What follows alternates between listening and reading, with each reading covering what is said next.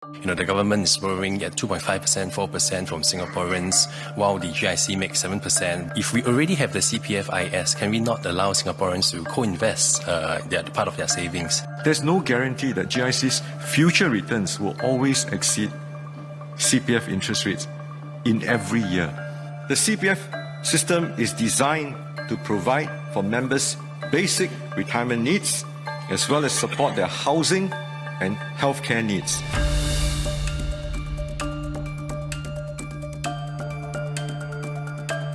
The core principle behind closing the SA is to right-side CPF monies, such that only CPF savings committed for long-term retirement earn the higher long-term interest rate. Fundamentally, the CPF system is designed to provide for members' basic retirement needs, as well as support their housing and healthcare needs. These members of the House are our core priorities. With rising incomes and savings of fellow Singaporeans, stable CPF returns and trust in the CPF system, many of us would like to save more than the FRS. Some hope for higher investment returns. Others hope to leave a bequest. We will work hard. We will work hard at providing stable returns appropriate for savings that can be withdrawn in the shorter term, as well as those set aside for longer-term retirement needs.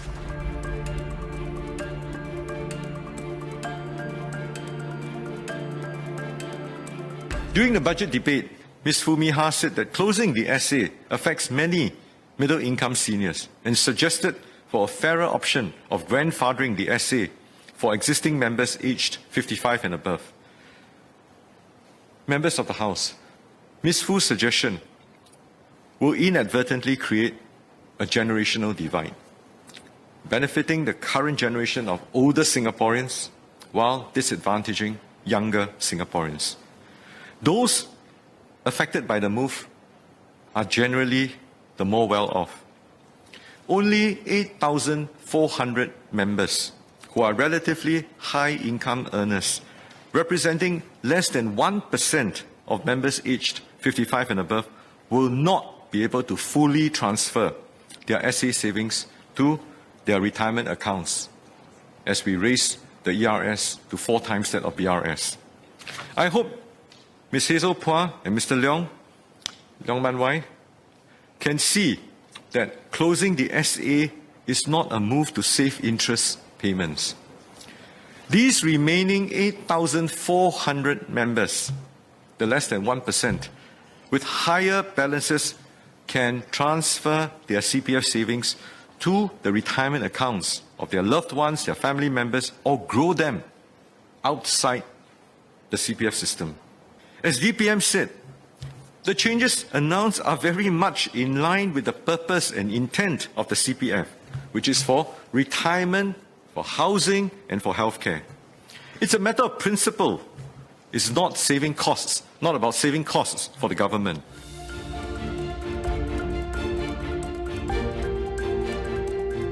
The government is aware that the OA interest rate has remained relatively stable, while yields of market instruments of comparable risk and duration have increased.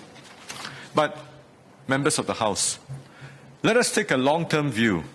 Over the past 2 decades, the past 20 years of low interest rate environment, we have paid 2.5% interest as well as extra interest while the market was paying well below that. On average, the annual ordinary account or OA interest rate was 1.7 percentage points higher than the 12-month fixed deposit rates from 1999 till 2021. Nevertheless, we are still monitoring the situation. We will continue to review our CPF interest rates periodically to ensure their relevance in the prevailing operating environment. It's hard not for some to see as a form of carry trade whereby the government is borrowing at 2.5%, 4% from Singaporeans, while the GIC makes 7%, both of which in the long term. And so the question is, if we already have the CPFIS, can we not allow Singaporeans to co-invest part of their savings? It's always very easy from the point of investment to look at hindsight, because hindsight is perfect. I think we need to understand that while GIC's historical 20-year returns have exceeded CPF interest rates, this is really looking at it backwards. To make a projection in the future, I seriously wonder how many people can be that spot on and precise in terms of projecting future returns and on a guaranteed basis. So, back to the point, right? The 20 years of historical returns, even though GIC have exceeded CPF interest rates, there's no guarantee that GIC's future returns will always exceed CPF interest rates in every year. If we pass some of these returns directly to members, you would then appreciate the fact that there would be significant year-to-year fluctuations in the interest rate that members receive. So what the government has done is that it has used our buffer of net assets to ensure that CPF members receive fair and stable interest rates to grow CPF balances for retirement adequacy. With the closure of the SA account, special account, could MOM clarify what happens to CPF members who have made CPF investments using their SA?